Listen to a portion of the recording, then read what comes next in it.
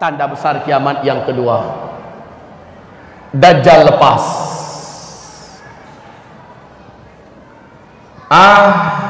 Manusia sudah mengimpi-impikan datangnya makhluk paling celaka ini. Manusia sudah lama merindu-rindukan datangnya. Kenapa? Didengar kabar Dajjal lah yang sanggup menyelamatkan manusia. Maka orang rindu ingin berjumpa dengannya, kecuali orang yang beriman. Orang beriman tahu persis Dajjal sudah dekat mau keluar. Lalu orang beriman makin merapat kepada Allah, makin banyak sujudnya, makin banyak angkat doa dan tangannya ke langit, makin minta agar Allah lindungi dari Dajjal. Dan ternyata benar, Dajjal lepas. Ma baina khalqi Adam ila qiyamis sa'ah fitnatun akbar minad Dajjal. Sejak Adam diciptakan sampai kiamat, tidak ada fitnah yang lebih hebat, yang lebih berat, yang lebih dahsyat melebihi fitnahnya Dajjal. Dajjal manusia biasa. Ma min nabiyyin mursal, tidak ada seorang nabi pun yang diutus oleh Allah ke muka bumi melainkan pasti memperingatkan kaumnya tentang bahaya Dajjal. Hati-hati Dajjal, hati-hati Dajjal. Setiap nabi ingatkan kaumnya, hati-hati Dajjal. Dan Rasulullah bersabda sallallahu alaihi wasallam, kalau saat Dajjal itu keluar saya masih hidup, saya yang akan menghadang Dajjal, saya yang akan melawan Dajjal, kata Rasulullah. Tapi kalau saat itu munculnya Dajjal, saya sudah tidak ada. Setiap kalian harus melindungi dan membela dirinya sendiri-sendiri dari Dajjal. Kaum muslimin, Rasul menyebutkan Dajjal itu orangnya seperti ini, anak keturunan Adam. Dia lebih pendek dari kalian sedikit, hanya satu orang. Jangan pikir Dajjal itu sebuah kekuatan yang besar, ya. Dia lebih pendek daripada kalian. Mukanya jelek sekali, matanya dua, yang sebelah kanan kata Rasulullah tertutupi oleh melelehnya daging bagian atas, menutupi mata. Lalu bagian ujung daripada menutupi ini lengket ke pipi, dan ada membentuk semacam jengger ayam, ya, bergelantungan, jelek sekali pak. Kemudian matanya yang sebelah kanan itu seperti mau keluar dan nampak lengkungan seperti ini. Mata sebelah kiri sudah mau lepas, warnanya hijau kaca.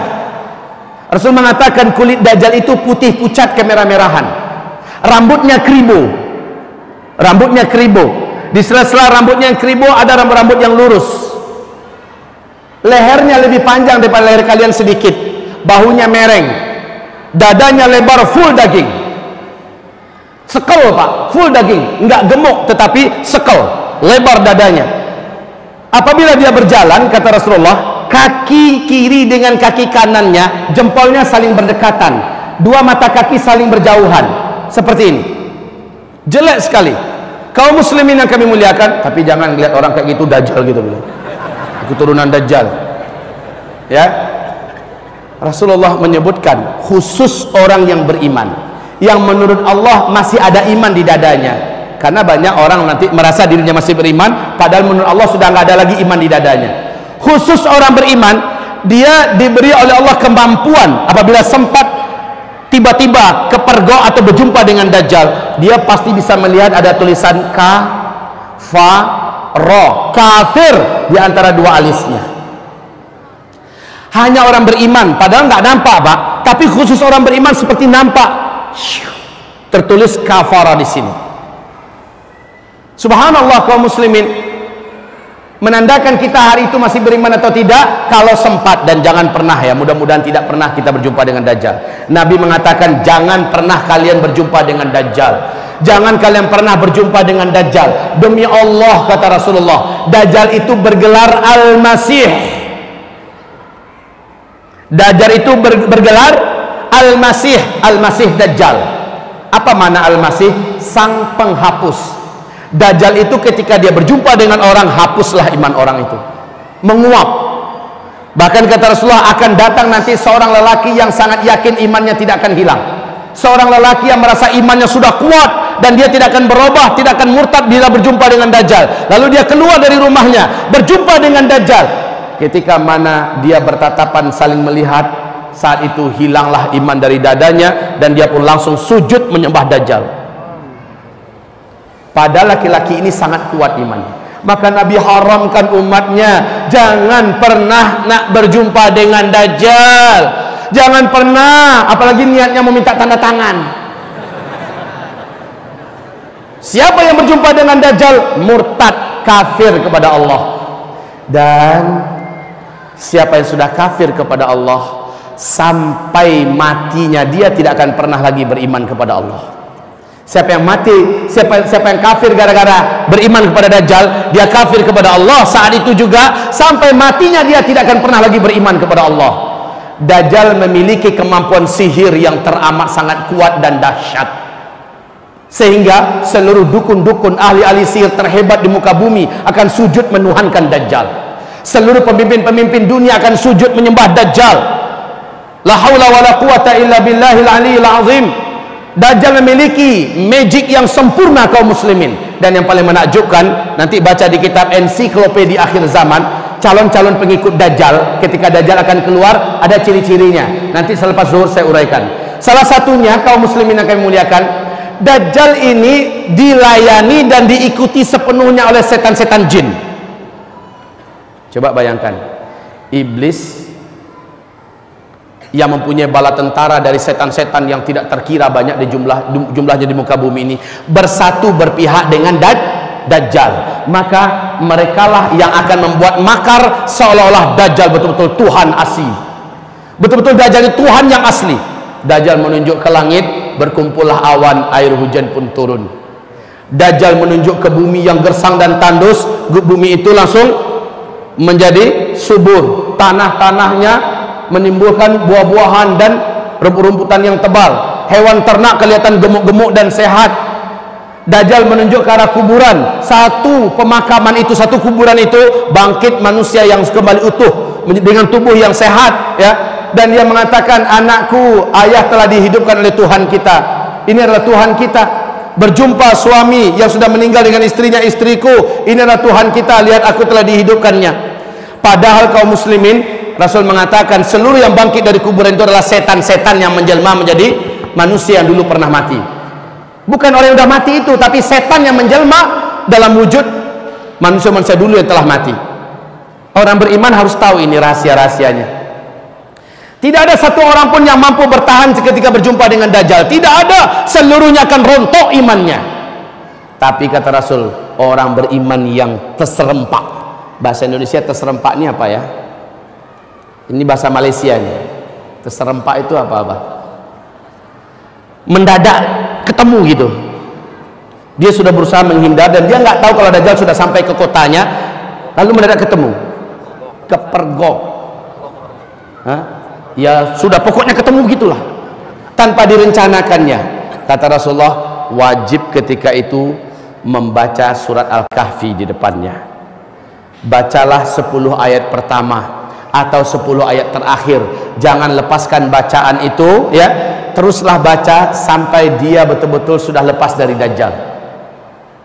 Tutup mata, tundukkan wajah, bacalah surah Al-Kahfi. Alhamdulillahilladzi anzala ala abdihil kitab. Terus baca sampai ayat ke-10, ulang balik baca, sampai ke-10, ulang balik baca. Betul-betul baru berhenti setelah dia buka mata sudah nggak ada siapa-siapa, selesai. Tapi kalau nggak hafal ini, nah ini yang bahayanya. Pas ketemu Dajjal baru cari Quran.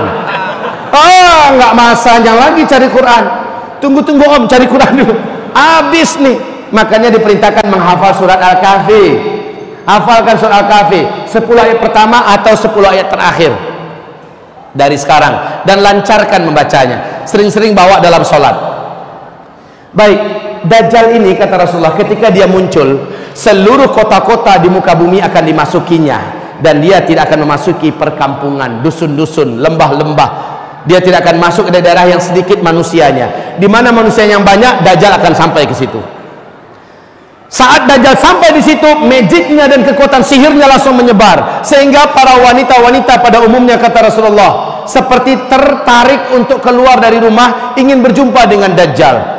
Maka sabda Rasulullah SAW, bila kamu dengar Dajjal sudah sampai ke kota kamu, carilah istri-istri kamu, bawa ke rumah, ikat dia di dalam rumah.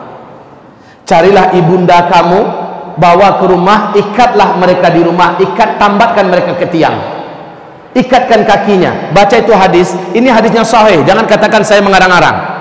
Ensiklopedia akhir zaman, Nabi perintahkan, kalau kamu dengar Dajjal sudah sampai masuk ke kota kamu, segera kamu kumpulkan istrimu, anak-anak gadismu, emak-emak kamu, karena yang paling banyak terkena kekuatan sihirnya Dajjal adalah kaum wanita. Ikatkan mereka di rumah-rumah kamu, tambatkan kaki mereka ke tiang-tiang rumah agar mereka tidak keluar. Saking kuatnya, Pak.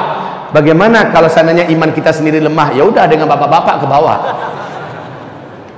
bawa bini, bawa anak, ayo. Nah, maka dengan ini memastikan kita wajib memperkuat iman, kita wajib memperteguh akidah, meluruskan tauhid. Kalaulah Allah beri saya rezeki, saya punya peralatan yang bisa lengkap, kamera lengkap, saya ingin syuting tiap hari bagaimana menggiring menjadi ahli tauhid di akhir zaman. Bagaimana tauhid yang sebenarnya, mulai dari pembahasan Asmaul Husna, pembahasan tentang la ilaha illallah, pembahasan-pembahasan yang akan menguatkan tauhid, biar tidak berjumpa pun kita, Bapak bisa mengaksesnya di YouTube. Kalaulah Allah kasih rezeki. Tetapi kaum muslimin, hamba-hamba Allah yang kami muliakan, sampai hari ini niat itu belum kesampaian. Kaum muslimin, kita lanjutkan.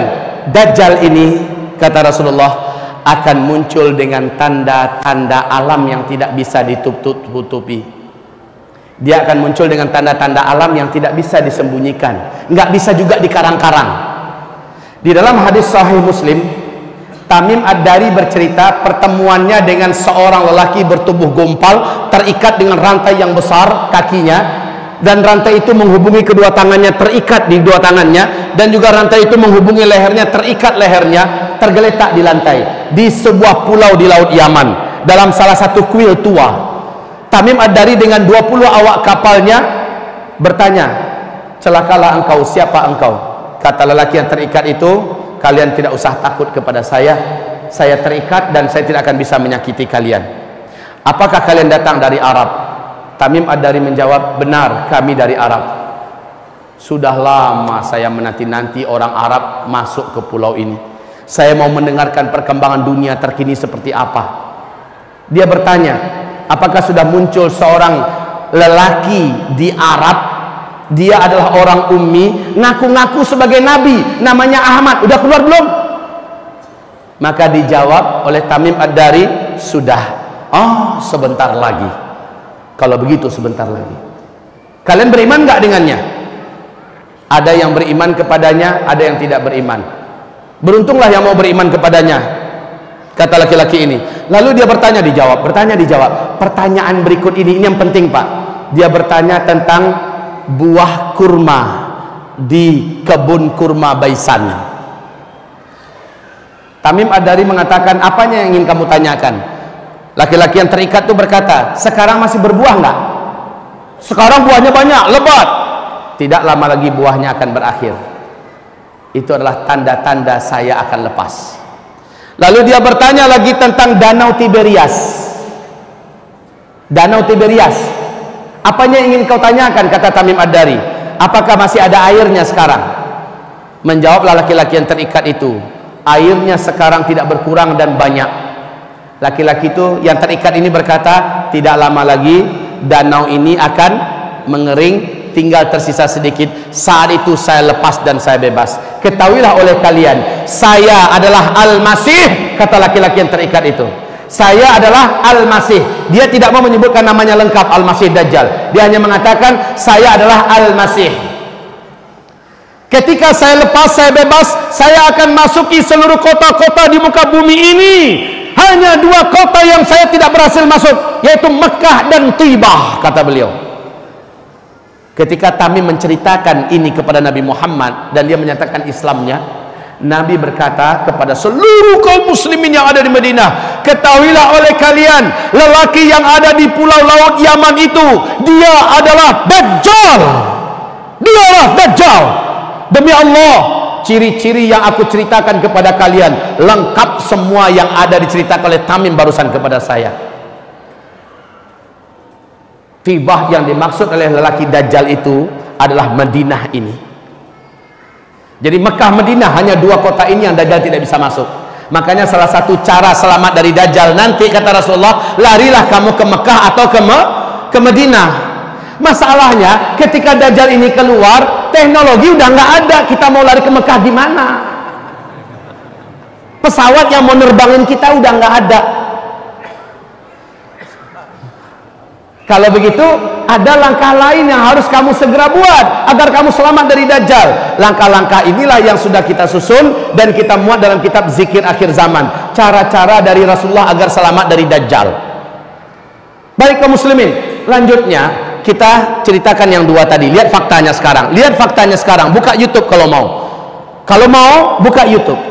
Tentang buah kurma di kebun kurma Baisan. Di mana kebun kurma Baisan? Hah? Perbatasan Yordania dengan Palestina. Kaum muslimin, kebun kurma Baisan ini sudah beberapa tahun terakhir sudah tidak berbuah 100%. Sudah tidak berbuah 100%. Bahkan batang-batang pohonnya pun cenderung mengarah kepada mati. Awas, hadis tadi mengatakan tak lama lagi buahnya akan berakhir. Adalah pertanda saya akan lepas. Satu. Yang kedua, dia bertanya tentang Danau Tiberias. Masih berair enggak? Kami menjawab sekarang ini airnya banyak, enggak berkurang. Sebentar lagi airnya akan susut. Ketika benar-benar akan habis, berarti saya sudah lepas. Untuk Bapak Ibu ketahui, di sini nanti buka halaman 800. Hadis Nabi mengatakan bahwa sesungguhnya tanda di antara Dajjal itu akan keluar adalah Danau Tiberias akan menyusut. Faktanya Danau Tiberias ini sekarang tuh di Israel, Pak. Sekarang letaknya di Israel, perbatasan dekat perbatasan dengan Lebanon. Danau Tiberias ini kaum muslimin, ini permukaan danau, ini dasarnya. Ya. Danau ini tidaklah dalam, hanya 45 meter saja. Hanya 45 meter saja, nggak dalam. Sejak bumi terkembang, danau ini belum pernah susut, Pak, airnya. Tapi tahukah Bapak Ibu, perkembangan terakhir sejak hitungan 2003 sampai 2013, 10 tahun terakhir, pemerintah Israel telah panik sejadi-jadinya panik, sehingga diumumkan di televisi resmi mereka tentang kondisi Danau Tiberias. 10 tahun terakhir, Danau Tiberias yang kedalamannya hanya 45 meter telah menyusut 16 meter. 16 meter ini bukan sedikit, jumlah yang signifikan, ya. Jadi dari permukaan sudah susut seperti ini, 16 meter, lebih 30% loh, Pak. Akhir 2013. Sekarang 2015 akhir, dicek kondisi Danau Tiberias sekarang, bagian yang menonjol dari dasar danau sudah kelihatan seperti pulau-pulau kecil. Berarti semakin menyusut. Menjerit pemerintah Israel hari ini, ketakutan yang tidak bisa disembunyikan, Pak. Sebab apa? Sebab Danau Tiberias ini sumber air satu-satunya bangsa Yahudi di Israel. Mereka tidak punya mata air yang lain, mereka tidak punya sungai, hanya ini sumber mereka satu-satunya. Dan ini terus menyusut, terus menyusut, terus menyusut. Kalau Bapak Ibu nggak percaya, buka YouTube. Nggak percaya juga dengan YouTube, khalas, ada paspor nggak? Pergi sana, saya ongkosin PP. Kalau ada paspor, saya pergi, pulang, saya ongkosin. Nginepnya 2-3 hari sana, hotelnya saya tanggung. Tapi kalau ternyata memang menyusut, pulangnya kembalikan uang saya. Iya, kembalikan uang saya kalau nggak percaya. Kan ada juga tipe orangnya toh, Allah itu cuma ngomong doang, ya sudah pergi sana. Kalau perlu dengan biaya buat paspornya saya tanggung. Kalau nggak percaya. Baik Bapak Ibu yang kami muliakan, la haula wala quwata illa billah, informasi ini akurat. Ini nggak bisa ditutup-tutupi, nggak bisa dibuat-buat. Inilah yang menjadikan para ulama di Timur Tengah berkata, hadza zamanu khurujid dajjal. Inilah zaman kita hidup ini, si dajjal terlaknat itu akan lepas. Zaman saya hidup, zaman Bapak hidup, zaman ibu-ibu hidup, Bu, makhluk celaka ini akan lepas. Tanda-tandanya sudah sangat nyata.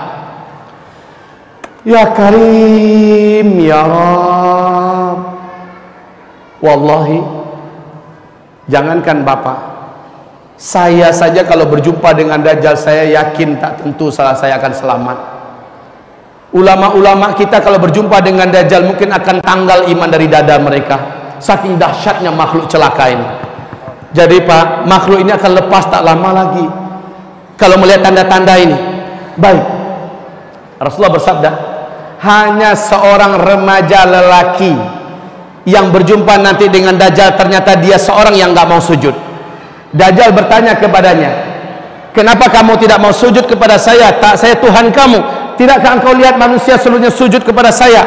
Remaja lelaki ini berkata, sorry ya, sujud kau hanyalah untuk Allah dan kamu adalah makhluk. Saya tidak akan sujud kepada makhluk. Dajjal marah kepadanya, jika kamu tidak mau sujud kepada saya, kamu tak bunuh. Kata remaja ini, tafadhol, silahkan. Maka Rasulullah bersabda, dijambaknya rambut remaja laki-laki ini dengan gergaji, dibelah duanya kepala remaja laki-laki ini, dibelah dua. Si remaja laki-laki mengucapkan la ilaha illallah, dia pun syahid. Terbelah sampai ke dada, terjatuh, darah bersimbah di lantai. Dajjal mengelilinginya satu kali keliling sambil komat kamit, mulutnya membaca mantra-mantra tertentu, membaca mantra-mantra tertentu. Setelah selesai, Dajjal menunjuk ke arahnya, "Qum, bangkitlah kamu." Allah izinkan, kata Rasul, Allah izinkan. Ini benar-benar nyata, bukan lagi setan yang menjelma, ya. Allah izinkan remaja laki-laki ini tubuhnya kembali menyatu. Kalau dalam film-film dongeng ini ilmu rawa rontek, nyatu kembali, bertemu kembali tubuhnya, dan remaja ini kembali bangkit. Dajjal bertepuk dada dan bangga kepada para pengikutnya, kalian lihat, sudah saya bunuh nih anak dan sekarang saya hidupkan dia di depan mata kalian. Semakin percaya mereka ini memang Tuhan. Sementara si remaja lain lagi, setelah dia bangkit, apa kata Dajjal? Sujud sekarang, saya sudah buktikan kepada kamu saya Tuhan kamu. Kamu sudah saya matikan dan saya hidupkan sekarang. Apa kata si remaja ini? Sorry Jal, setelah kejadian ini malah makin mantap iman saya, kamu asli Dajjal. Hai manusia, inilah dia Dajjal yang diceritakan oleh Rasulullah SAW. Rasulullah telah menceritakan akan ada seorang remaja lelaki yang akan dibunuh oleh Dajjal karena tidak mau sujud kepadanya, dan Dajjal menghidupkannya kembali dengan izin Allah. Remaja itu hidup, tetapi setelah itu Dajjal tidak akan sanggup lagi membunuhnya kali kedua, dan juga tidak ada sanggup membunuh manusia manapun. Hai manusia, taubatlah kalian, ini adalah Dajjal, kafirilah oleh kalian dia. Dajjal marah kepadanya, ingin membunuhnya kali kedua. Memang kemampuannya sudah dicabut oleh Allah Subhanahu wa taala. Remaja lelaki ini, kalau dalam ilmu sosial, hitungan remaja itu, tuan-tuan, puan-puan sekalian, bapak-bapak, ibu-ibu, remaja dalam hitungan ilmu sosial adalah dari umur 12, 13, 14, 15, 16 yang disepakati. Berselisih pendapat tentang umur 17.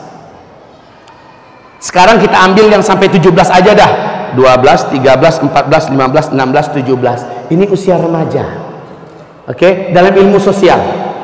Pak, apakah Bapak mengikuti perkembangan di Timur Tengah? Hebohnya TV-TV Arab lebih kurang 12-13 tahun yang lalu. Silakan buka kembali di YouTube. Heboh karena di TV-TV Arab diberitakan telah lahir seorang bayi laki-laki di Palestina. Bayi ini baru saja lahir, dia berbicara dengan bahasa Arab fusha. Satu kali saja, setelah itu dia normal seperti bayi-bayi pada umumnya. Dan ini diadakan wawancara karena gempar. TV-TV Arab yang saya langsung tonton acara TV-nya Pak, Qatar TV. Seorang tokoh muslim di Palestina diwawancarai. Dia bersaksi, dia bersumpah, silahkan tanya syekh-syekh kami di Palestina, bahwa ini nyata, seorang bayi laki-laki telah lahir, berbicara dengan bahasa Arab fusha satu kali saja. Apa katanya? Berikut ini, silahkan terjemahkan. Ana rajulun sayaqtuluni dajjal wala yaqtulu ba'di ahadan abada. Kurang lebih seperti ini. Ana rajulun sayaqtuluni dajjal wala yaqtulu ba'di ahadan abada. Kemudian bayi ini normal umumnya seperti bayi-bayi yang lain. Bisa ada yang bantu terjemahkan selain Abah? Ada yang bisa bantu terjemahkan? Ana apa artinya? Nah itu kan bisa. Rajulun, seorang lelaki. Saya kutuluni Dajjal, yang nanti saya akan dibunuh oleh Dajjal. Wala yaqtulu ba'di ahadan abada. Setelah itu Dajjal tidak akan sanggup lagi membunuhku, dan tidak pun seorang pun setelahku membunuhnya. Dajjal sudah tidak mampu, seorang pun selama-lamanya. Kejadian ini sekarang sudah masuk tahun ke-13. Sudah masuk tahun ke-13. Seandainya berita ini sahih, seandainya berita ini sahih, maka semakin menguatkan keyakinan kita sudah sangat dekat Dajjal terlaknat itu akan keluar. Umurnya sekarang masuk 13, 14, 19, 16, 17. Berarti dalam hitungan tahun yang sangat dekat si Dajjal celaka ini akan keluar. Siap atau tidak? Siap atau tidak? Demi Allah saya tidak siap. Bapak gimana? Kalau ada yang berani mengatakan siap, terlalu. Saya tidak siap. Dajjal ini terlalu berat untuk dihadapi, sedangkan para nabi saja berlindung kepada Allah dari Dajjal. Bagaimana lagi orang biasa macam kita? Tapi kenyataannya sudah sangat dekat. Ustadz, bisa jadi itu rekayasa TV Pak Ustadz supaya laris acaranya. Mungkin bisa jadi ini adalah rekayasa TV, dibuat-buat agenda dan acaranya. Tetapi kaum muslimin, ini TV-TV Arab memuat semua ya. Jika ini memang rekayasa, bagaimana tentang Danau Tiberias? Bisa direkayasa nggak ini? Nggak bisa. Bagaimana dengan pohon kurma di kebun kurma Baisan? Bisa direkayasa nggak? Enggak. Karena hadisnya sahih. Taib kaum muslimin hamba-hamba Allah yang kami muliakan, tentang kemunculan Dajjal, tanda-tandanya sudah sangat-sangat dekat. Bapak lihat, hampir negara-negara besar di dunia mempersiapkan kemunculan Dajjal. Negara-negara besar dunia mempersiapkan ciri-ciri dan tanda-tanda kemunculan Dajjal. Bapak, Dajjal nanti masuk ke Madinah, nggak bisa. Ketika gagal masuk Mekah, nggak bisa. Dia berusaha masuk Madinah juga tidak bisa. Kenapa tidak bisa? Sudah ada malaikat yang menghunus pedang di tiap-tiap pintu masuk Mekah atau Madinah. Maka Dajjal tak berhasil masuk. Dajjal naik ke atas sebuah bukit di luar kota Madinah, kata Rasul, dan melihat ke arah Madinah. Dajjal berkata sambil menunjuk ke masjid Nabi, itu adalah istana putihnya si Ahmad. Itu adalah istana putihnya si Ahmad. Dia menghentakkan kakinya 3 kali di atas bukit itu. Gempa ke satu kota Madinah. Orang-orang munafik, orang-orang musyrik yang tinggal di dalam kota Madinah keluar seluruhnya, keluar dari kota Madinah, bergabung dengan Dajjal. Dan ketahuilah, bukit tempat dia menghentakkan kaki disebut dengan Bukit Garam. Oleh ulama sekarang disebut dengan Bukit Dajjal. Tahu tidak Bapak Ibu, di mana bukit ini berada di Madinah? Di luar kota Madinah. Sekarang bukit itu di atasnya sudah dibangun istana kerajaan. Jadi yang Bapak lihat masuk ke Madinah, pergi ke Uhud, ada nampak satu bukit didirikan istana, itu adalah bukitnya Dajjal. Itu Bukit Garam. Masya Allah, kayak dipersiapkan, inilah tempat ente nanti wahai Dajjal. La haula wala quwata illa billah. Kaum muslimin yang kami muliakan, sementara istana putih yang ditunjuk oleh Dajjal ke Masjid Nabawi, ketika Nabi melafazkan hadis ini, seperti apa kondisi Masjid Nabawi? Lantainya saja masih tanah, betul? Lantainya saja masih tanah, tiang-tiangnya masih pohon kurma, atapnya masih pelepah kurma. Sementara Dajjal di akhir zaman mengatakan itu istana putihnya si Ahmad. Masjid Nabawi sekarang kondisinya mirip istana enggak? Mirip kaum muslimin. Ketika Dajjal menunjuk itu adalah istana putihnya Muhammad, kondisi Masjid Nabawi sekarang lah yang paling cocok. Masya Allah. Baik, Dajjal tidak lama setelah dia keluar, bumi ini dikelilinginya, masanya tidak lama, hanya 1 tahun 2 bulan 2 minggu Dajjal pun selesai masanya. Kenapa? Muncul tanda besar kiamat yang ketiga,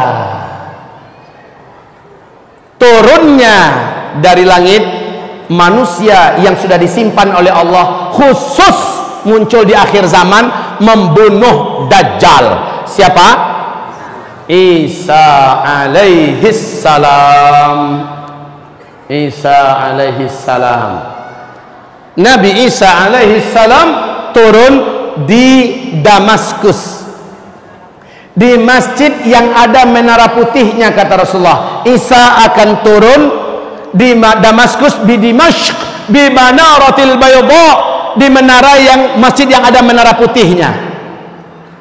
Kaum muslimin yang kami muliakan, masjid ini ternyata di Damaskus hari ini sudah ada, dan dia seperti yang ditulis oleh Syekh Al-Hafiz Al-Mufassir Al-Muhaddis Al-Hafiz Ibnu Katsir dalam kitab Tafsir Al-Quranil Azim menjelaskan bahwa sesungguhnya Masjid Jami' Amawi disitulah nanti tempat turunnya Nabi Isa. Ada menara putihnya, Pak. Ini termasuk masjid yang sampai hari ini belum dirusak oleh Bashar Assad. Masya Allah. Kaum muslimin yang kami muliakan, Nabi Isa turun di Damaskus, bukan Isa Habibullah yang di Jombang kemarin ngaku sebagai Nabi Isa. Syukur udah tobat sekarang ya, udah tobat. Bukan. Kaum muslimin, Isa turun. Al-Mahdi terkepung di masjid itu sudah sekian hari. Orang-orang beriman bersama Al-Mahdi sudah terkepung di dalam masjid itu sekian hari. Al-Mahdi ini siapa yang akan memimpin di sini? Di mana munculnya Al-Mahdi? Setelah Dukhan. Ingat baik-baik, Al-Mahdi akan muncul setelah Dukhan. Di sini Al-Mahdi muncul. Baik, kaum muslimin, Al-Mahdi menaklukkan timur dan barat. Kemudian saat Dajjal keluar, dia tidak sanggup berperang melawan Dajjal, dalam artian tidak terkalahkan Dajjal. Lalu Al-Mahdi terkepung di Masjid Jami' Amawi. Al-Mahdi, hamba-hamba Allah yang kami muliakan, dengan orang beriman salat subuh berjamaah, kumandang subuh. Kemudian selesai salat sunat fajar atau salat sunat qabliyah subuh, Al-Mahdi suruh qomat. Beliau pun maju ke depan. Saat maju ke depan, seluruh mata mengarah kepada langit. Ternyata Nabi Isa sedang turun diapit oleh dua malaikat yang masing-masing malaikat punya dua sayap yang terkembang. Nabi Isa turun, tangan Isa yang kanan memegang bahu sebelah kiri malaikat sebelah kanannya. Tangan Isa yang sebelah kiri, telapak tangannya memegang bahu sebelah kanan malaikat yang sebelah kirinya. Isa pun turun. Rambut Nabi Isa, kata Rasulullah, bagaikan orang yang baru siap mandi, seperti ada air-air yang menetes. Orang-orang yang beriman tersenyum bahagia karena yang dinanti-nanti sudah datang, Isa alaihi salam. Dan memang mereka sangat yakin, Pak, inilah saatnya Nabi Isa harus turun. Isa pun turun. Al-Mahdi langsung mundur, mempersilahkan Isa untuk menjadi imam. Isa berkata, tidak, imam pada masa ini adalah engkau. Saya hanya penolongmu, saya hanya pendampingmu. Majulah, jadilah imam. Isa pun sholat di belakangnya.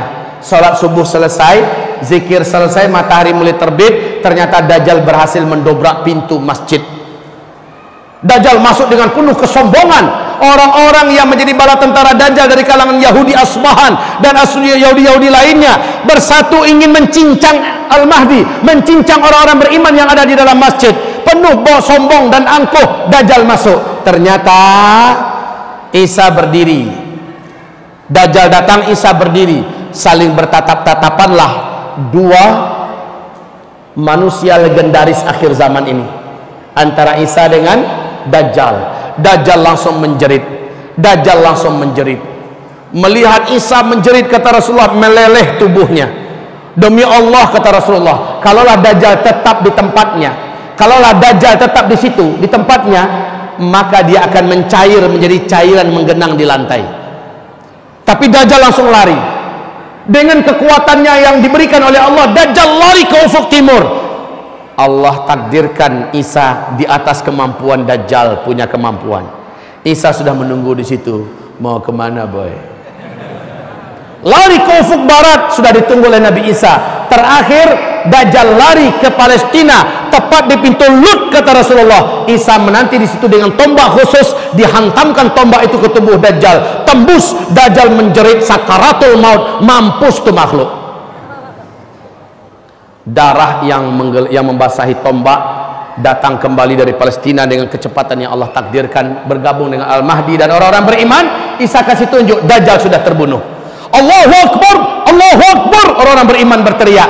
Nah, orang-orang Yahudi yang di belakang Dajjal tadi sombong-sombong siap mencincang orang-orang beriman, hilang semangat perangnya, ciut nyalinya, langsung pedang-pedang mereka, tombak-tombak mereka buang, mereka lari terkentut-kentut, lari bersembunyi menyelamatkan nyawa masing-masing. Saat itu kata Rasulullah, Allah takdirkan alam yang ada berbicara, ya muslim, hadza yahudiyyun warai ta'ala faqtulhu. Hai muslim, sini ada Yahudi di belakang saya sembunyi, tangkap, bunuh dia. Kata tembok ketika Yahudi bersembunyi di balik tembok, kata lubang ketika Yahudi bersembunyi dalam lubang, kata pohon ketika Yahudi bersembunyi di balik pohon.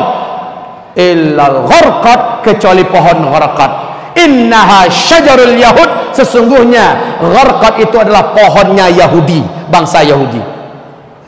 Makanya 12 tahun yang lalu Pak, rabi-rabi Yahudi telah memerintahkan siapapun jadi Perdana Menteri wajib menanam pohon gharqad sebanyak-banyaknya. Maka start penanaman pohon gharqad di Israel lebih 12 tahun yang lalu bermula dari 2 juta batang pohon gharqad yang hari ini sudah setinggi 14, 15 dan 16 meter Pak. Udah standby itu pohon gharqad.